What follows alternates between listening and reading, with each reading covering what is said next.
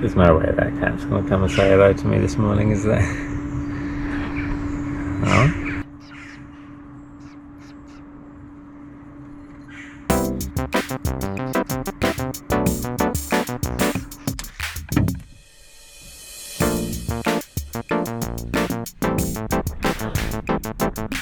Just off for a little jog this morning.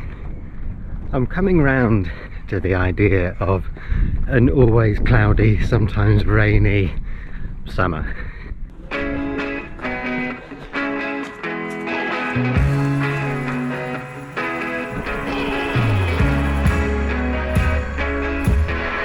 This is just a little 20-minute run today.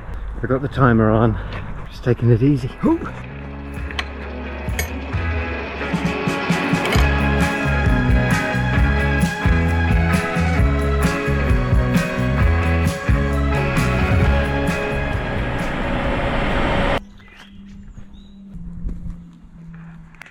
Oh, the ducks have come to greet us. You feed them once and this is all you get.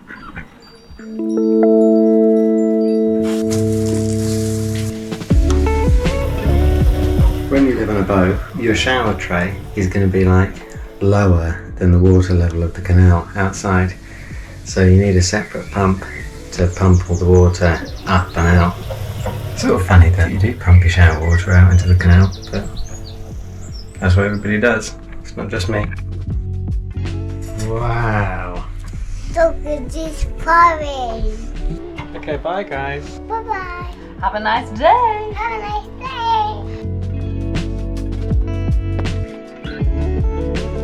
On my way over to the office this morning, but just got to make a little stop somewhere first.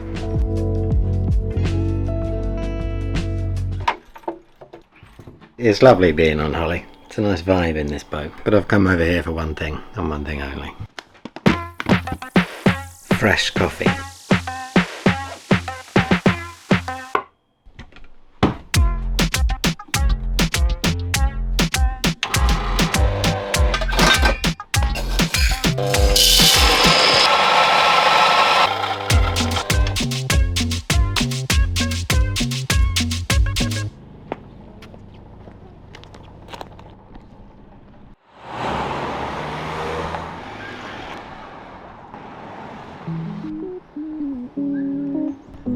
My office is in this old mill building.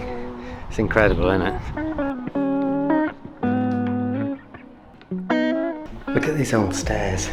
They've all been worn down. Hundreds of years of people walking up and down them.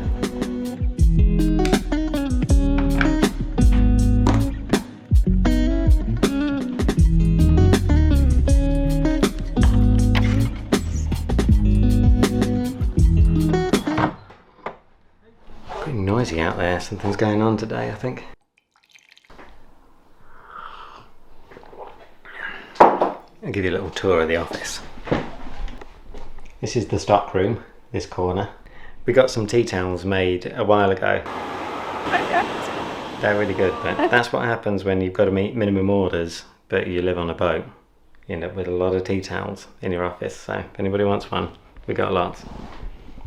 Over here, this is my little bike workshop corner. This bike, I spent way too long messing around on this bike. I saw it, we first met a few months ago, and I was just hanging out in this bike shop.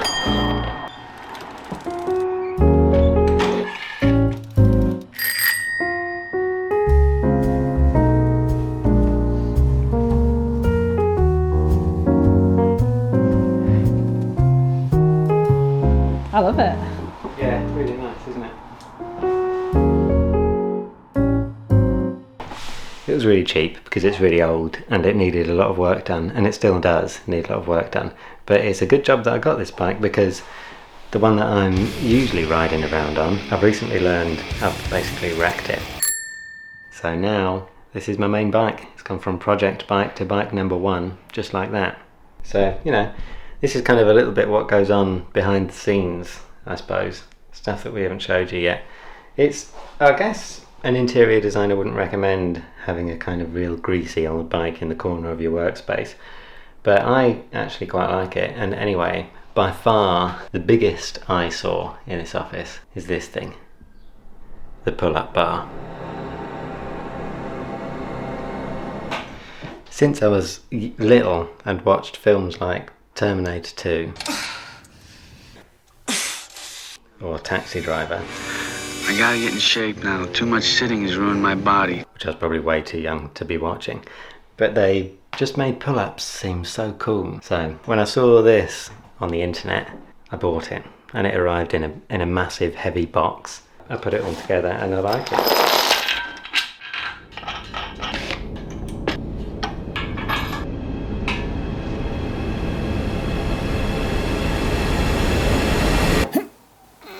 It's quite sturdy. You can do pull-ups on it, obviously. You can hang from it upside down like a bat.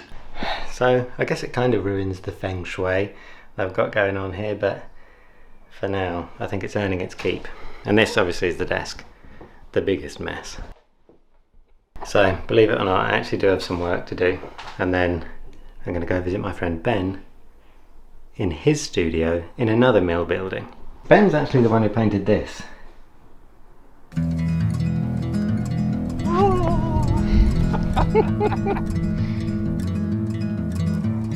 Wow, so this is the spot. It's so nice, isn't it? Yeah, this is so good.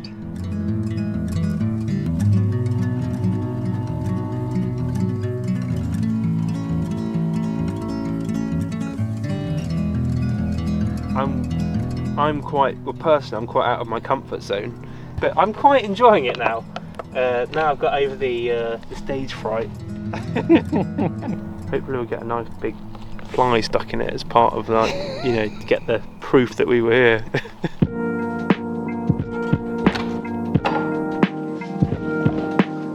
A little way down the canal is another massive mill building, and that's where Ben's studio is. Look how echoey my voice is, look. That used to be the chimney. It's quite cool, isn't it?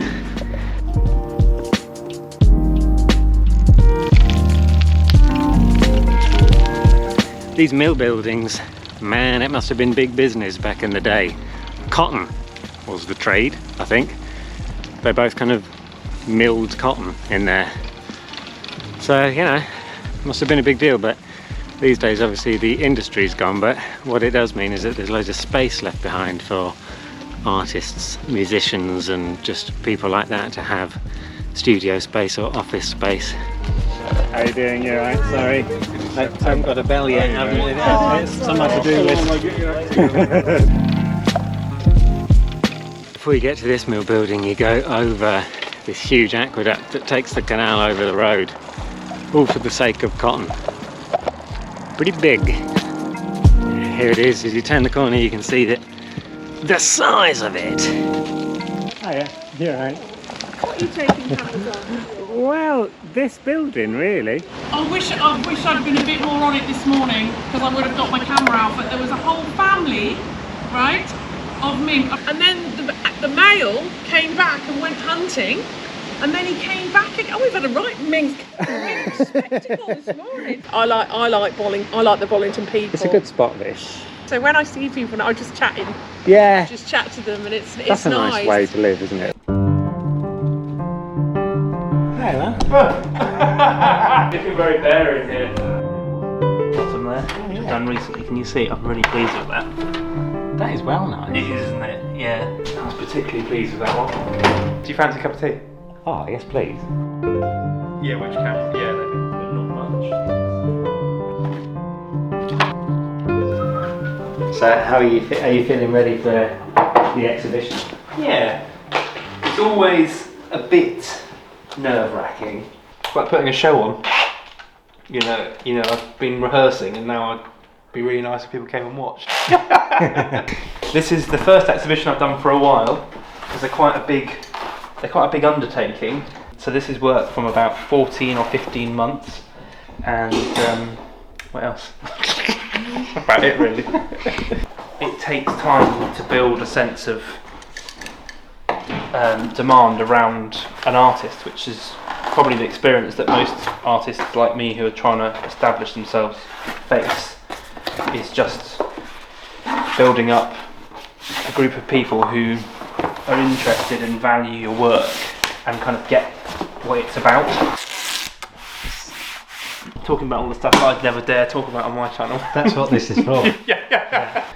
You two, causing me grief. The two most annoying bikes of the year.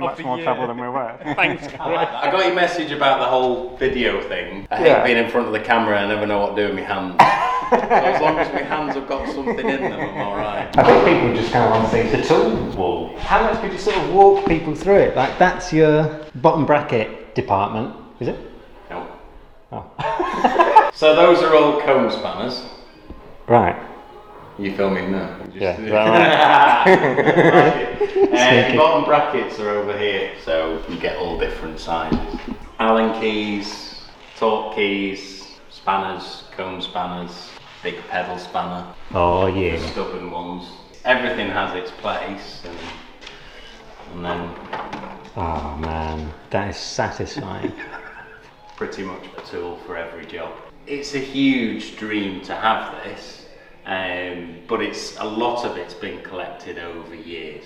Yeah. I was a mechanical engineer before and working in the scientific industry. All your tools had to be clean, you were in suits and all kinds of stuff. That's quite a nice practice to get bedded in.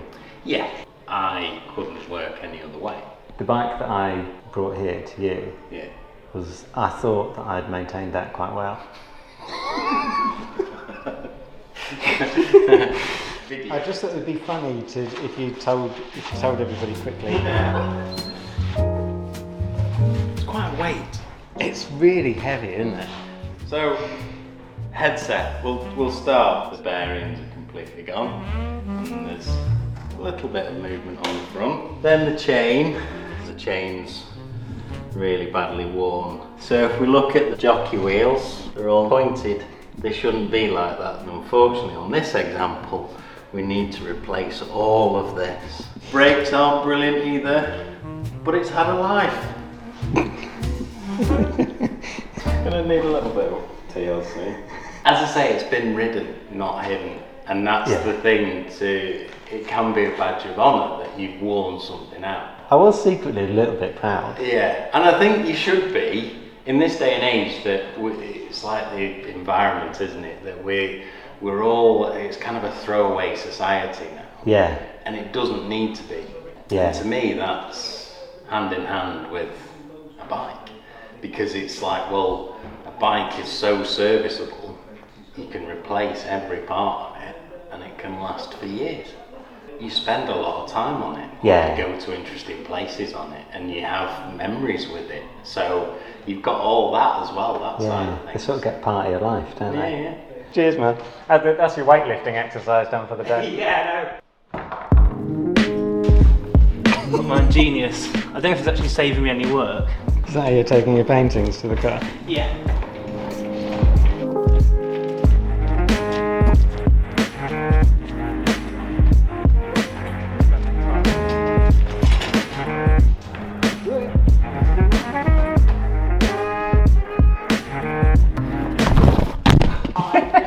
Classic.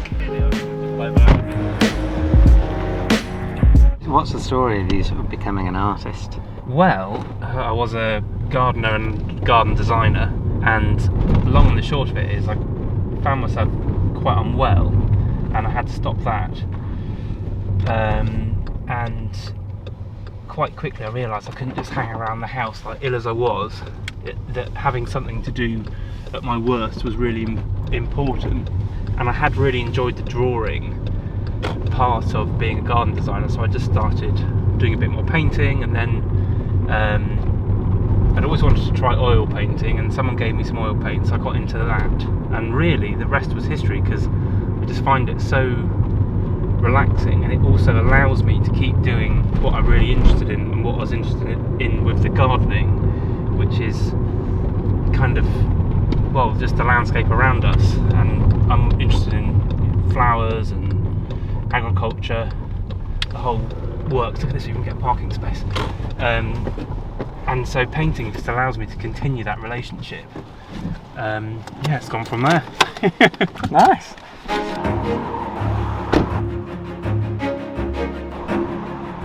This is Lottie. Hi Lottie, I'm Ben. This is Victor. This is Jess. Hi Jess. Hey, Jess. I'm fine, thanks. I'm bringing the paintings as I'm doing this exhibition. Yeah, it's the hardest bit to work out where everything's going to go. So I want to get everything in, unwrapped, and then begin like getting a feeling for how I'm going to lay stuff out. Nice. Oh, this is really good. I think I get quite nervous ahead of this bit. And now it's like getting on with it now. Yeah, so I think what I want to do is unwrap everything and then basically work out where everything's going to go. So tomorrow is Ben's opening night of his exhibition up here above this cafe called Rootstock in Bollington. And then on Saturday, Holly the Cafe, we're doing a Holly the Cafe boat, cakes and coffee and stuff like that here for an extra little party. Is that right? Yeah, it's going to be good. Anyone who's anyone in Bollington will be here. This is the exhibition space, kind of specifically that massive stone wall. You want to put your work somewhere where it feels a bit special, and I think actually in here, this lovely, like it's a lovely room, it's got a lovely atmosphere, and the stonework's really nice. I think things will let see through it, but hopefully it'll look really nice. That's my favourite piece. That's too high, isn't it? Yeah. Yeah, so about there. Yeah. Okay. Would you fancy doing a little interview? Me? Yeah. Oh God. What do you want me to say? How long have you had Rootstock? Oh gosh. God, it's coming up to 4 years now. Oh, really? Yeah. We started in a shed. We were just having a conversation about things that were annoying us about the world, and we were like, let's start this. Let's make sustainability more accessible in our area. It's pretty good. We think so. Yeah. Sorry, Is it- it's so annoying. Scott tape measure stuck behind the radiator. Just when Sophie was absolutely bossing it. That's all you can hear is like... Oh, fuck it. Sorry. Nice, first one up. Yeah, that's one down, 23 to go. Oh no, I think 27 actually. Nice. Yeah, it's going to be really exciting tomorrow. Thanks guys, see you later. Nice to meet you, man. Take care. Ever since we've had the cafe boat, kind of half the idea behind it was as a way to get involved with communities and meet people who are doing cool stuff and things like that. So it's really nice to sort of have the opportunity to help out with something like this and yeah, be there for it. I'm going home now, see what Joe and William have been up to.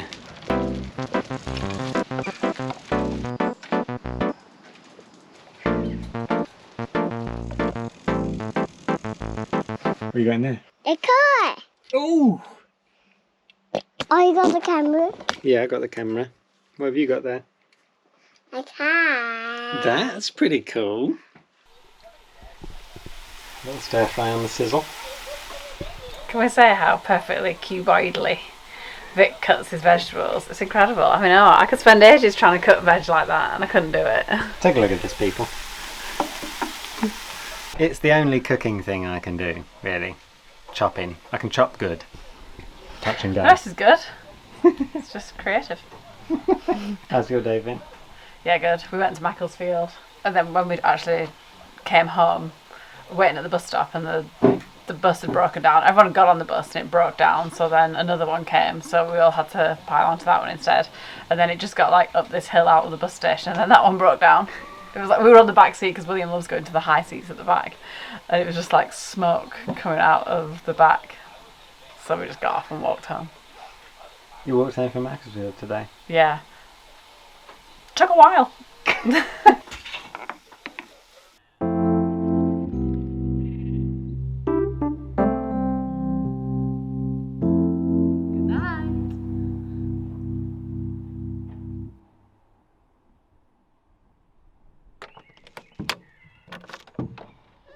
Good morning.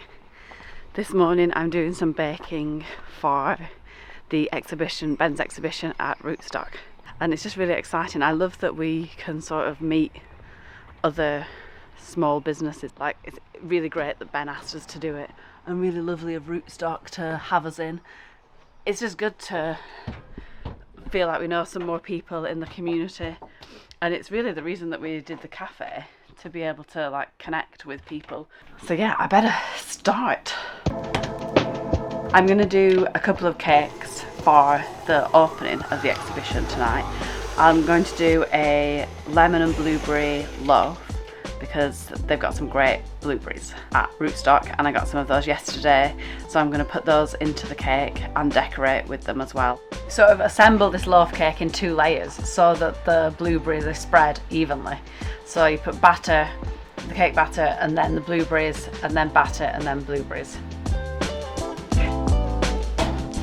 Sleep well. All of my washing up. I'm very pleased with them. They look perfectly as they should. I'm gonna let them cool, and then later I'll come back and ice them. I'm gonna sort of cut them up and then ice them individually, just to make them a little more special. Okay, I'm gonna go back to the gang.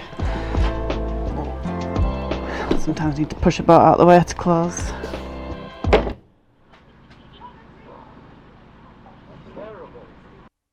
Mm-hmm.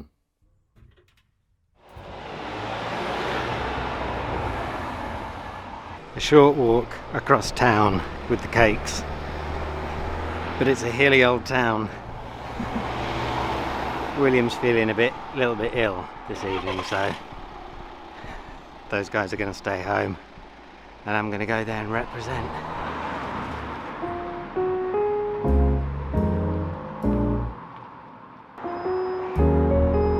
Oh yeah, baby. Now it's a party. When you get the apple juice out. This looks amazing. Yeah, I'm feeling quite nervous now because it's all really lovely, and I'm worried I'm going to be like Cinderella.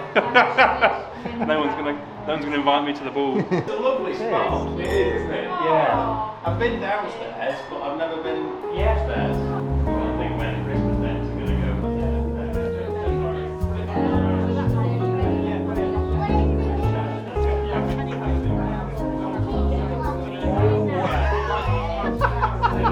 That's a good sign, we've got at least 24 people here.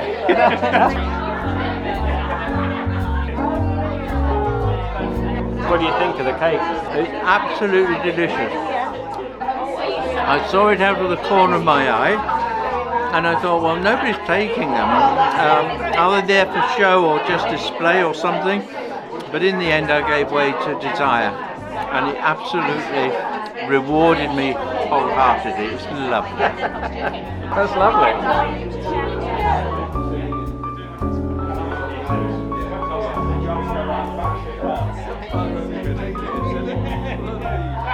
Well, this party's popping. The cake's nearly all gone. Everybody's loving the paintings.